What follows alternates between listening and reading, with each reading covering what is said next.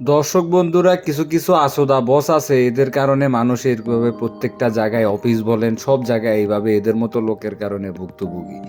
দেখেন, সে লোকটা একটা ইয়ে নিয়ে আসছে, সে এমন ভাব নিতেছে যে খুবই ব্যস্ত, আর লোকটা তার পিছনে পিছনে অসহায়ের মতো দৌড়াচ্ছে। তো আমাদের আসলে বাস্তব জীবনে অনেক জায়গায় এরকম লোক আছে যে তারা ফ্রি, হাতে কোনো কাজ দেয়, তারপরে এমনভাবে ভাব নেয় যে মানে সে খুবই ব্যস্ত। দেখেন, লোকটা অনেক কষ্ট করে এত বড় একটা ভারী একটা জিনিস নিয়ে তার পিছনে পিছনে হাঁটতেছে। তো বন্ধুরা, ভিডিওটি ভালো লাগলে একটা লাইক দিবেন, দিয়ে পাশে থাকবেন। দেখেন, লোকটা এই গরমের ভিতরে দেখেন তার পিছনে পিছনে ইটটা নিয়ে দৌড়াচ্ছে। ঠিক আছে? তো এসব লোক থেকে আসলে সাবধান থাকবেন। হয়তো ভিডিওটা আপনাদের ভালো লাগতে পারে, কিন্তু ভিডিওটা হয়তো ফান করে বানানো হয়েছে, কিন্তু আসলে এই ভিডিওটার ভিতরে অনেকগুলা কারণ আছে।